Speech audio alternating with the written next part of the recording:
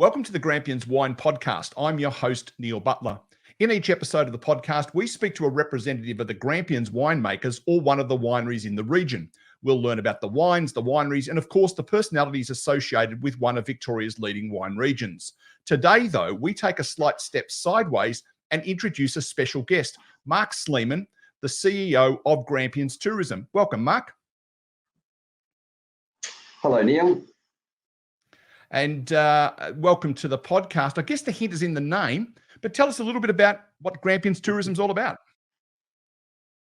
We are set up and funded by the state government to provide a coordinated approach for our marketing of the destination. We provide some product development opportunities for our industry and also look at some investment activations for the destination and work really closely with our 4 local government partners. Our region sort of circumnavigates the Grampians National Park as sort of that key attractor for our destination, and we work in partnership with with 4 local government partners, state government, and about 300 industry partners that contribute to enabling us to do what we do on a daily basis and go out there and support our industry.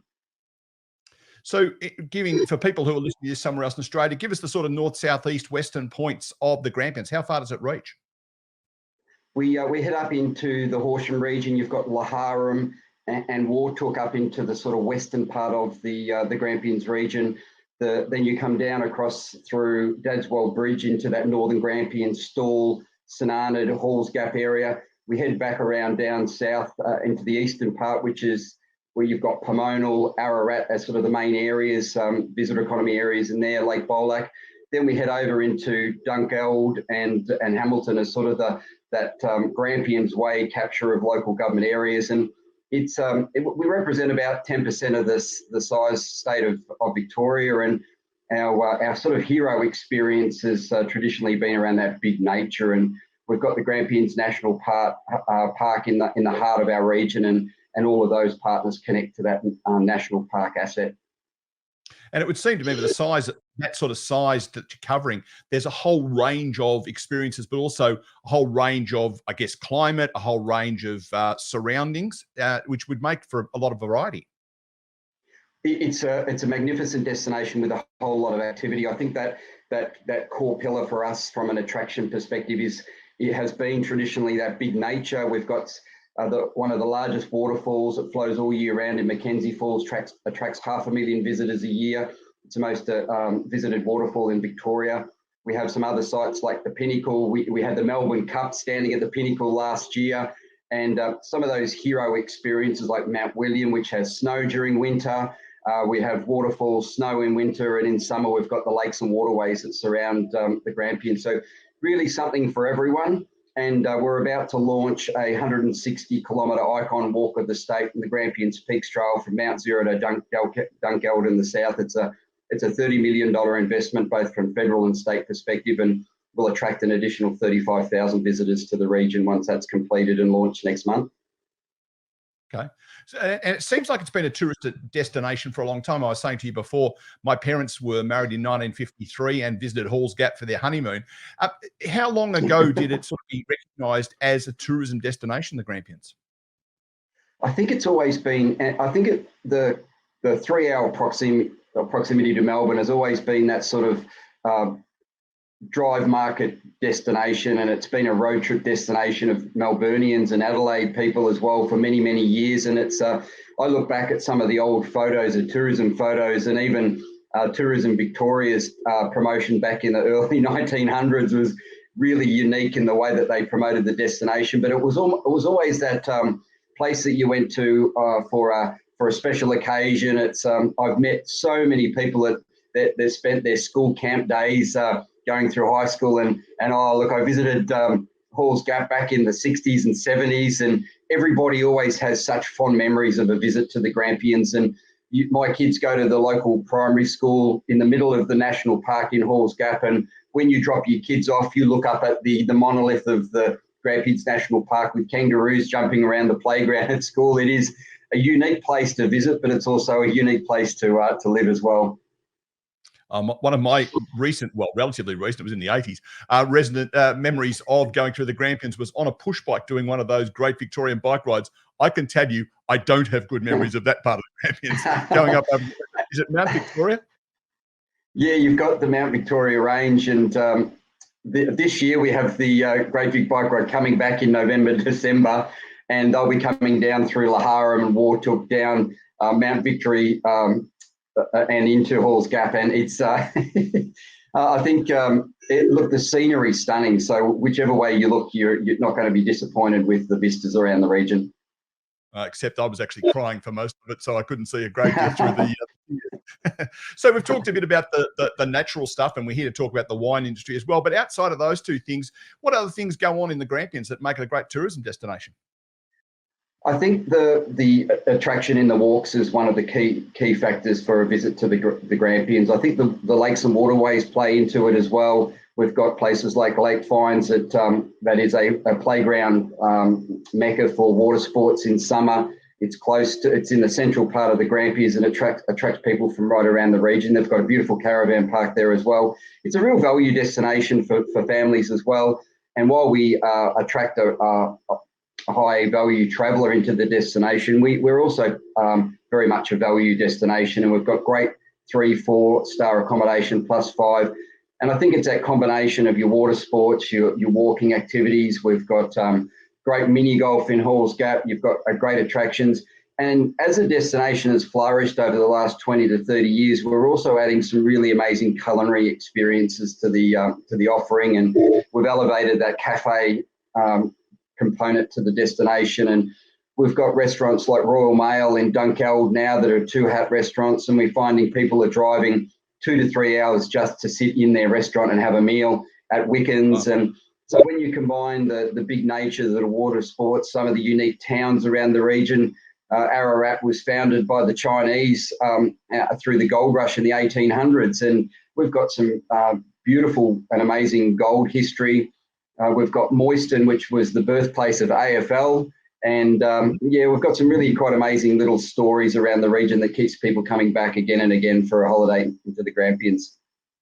And obviously wine is what we're here to talk about. How big a part of the tourism destination component is the wine industry in the Grampians?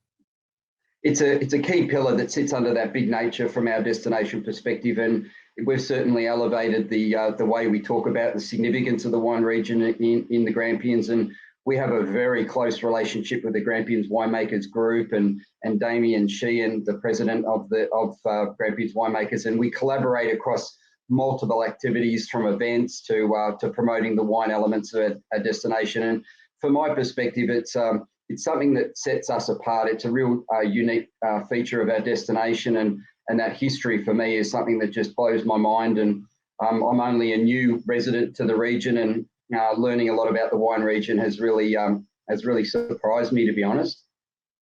And the collaboration extends even to appearing on their podcast series, which is why you're here today. So we also like to personalize these conversations. And so we'd like to know a little bit about you. How long have you been in the Grampians Wine Region?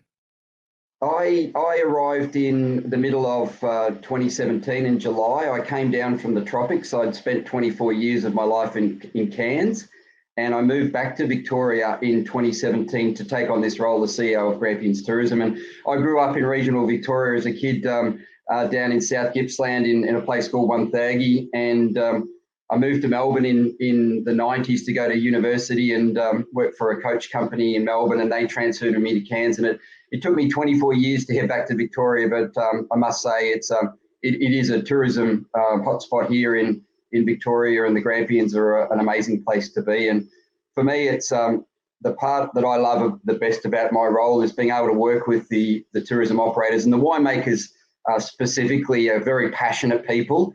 And I'm able to sort of get them to rub off on me a little bit about the way I talk about the destination. And I've learned so much through talking to particularly the winemakers and how they are so passionate about what they do. And it gets me excited about talking about the destination as well. Absolutely. And you wouldn't have noticed any difference at all, I wouldn't have thought, between the climate in Cairns and the climate in Halls Gap. I wouldn't have thought it'd be all. Not at all. My first week in the Grampians was 1 degree. I came down from 28 degrees to 1 degree. It was a bit of a shock, but it was a bit of a shock for the kids too, because Dad really hadn't bought any warm clothes for the kids. So they're wearing lots of T-shirts.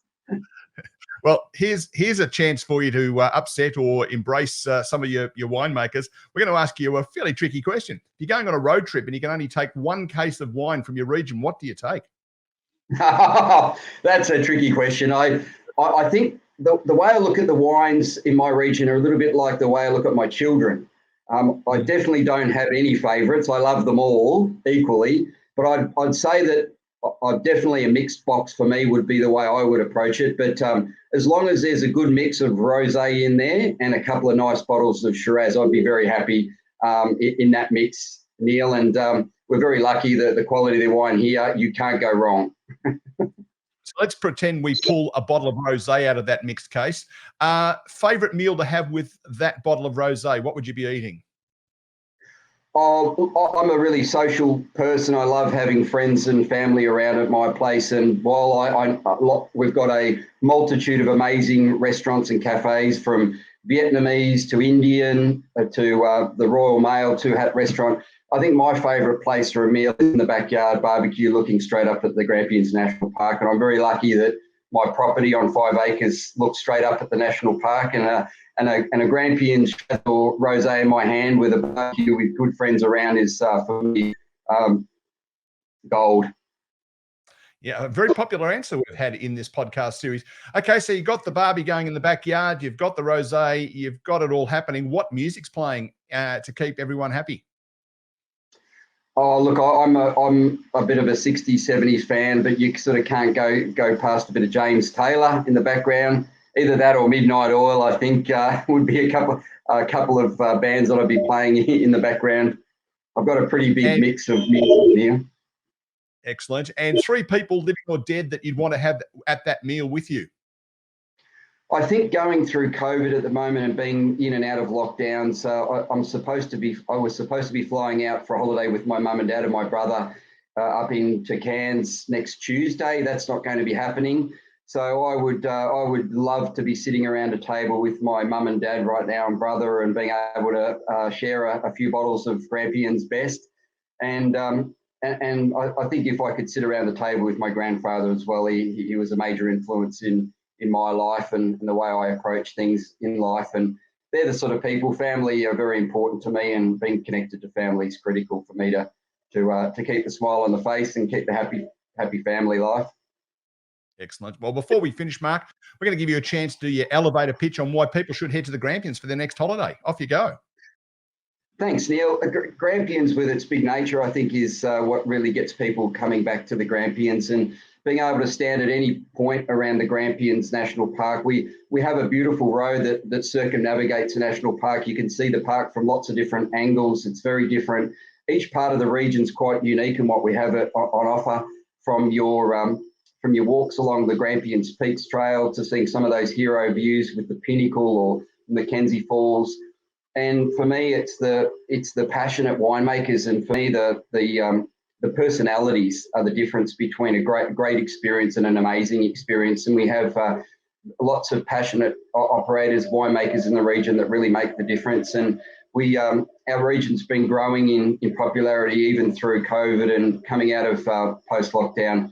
We've seen some of the highest levels of visitation in destination, and it's that connection to big nature, space to breathe, great lakes and waterways, and some of the best wineries, not only in Victoria but in the country. That's been continually producing wine since the mid 1800s. And when you combine those factors, it creates an amazing visitor experience. And we're very blessed to have not only a great vistas and a great destination, but great people as well that make the difference. Well, I'd better finish this up pretty quickly so I can go and pack my bags and head on up. Thanks for joining us, Marc Sleeman, on the Grampians Wine podcast. Thanks, Neil. I really appreciate the opportunity. It's been great to meet you. And if we can get a few more people out here experiencing what we have in our own backyard, we'll all be better for it. Absolutely. Well, this has been another episode of the Grampians Wine Podcast featuring Marc Sleeman from Grampians Tourism. You can subscribe to the podcast by visiting www.grampianswinepodcast.com.au. It doesn't cost you anything to subscribe, but it will give you the chance to listen to previous episodes and to be reminded whenever we publish another episode. You can watch video versions of the podcast by subscribing to the Grampians Wine YouTube channel. We'll be back soon with another episode. My name is Neil Butler. I look forward to your company then. Cheers.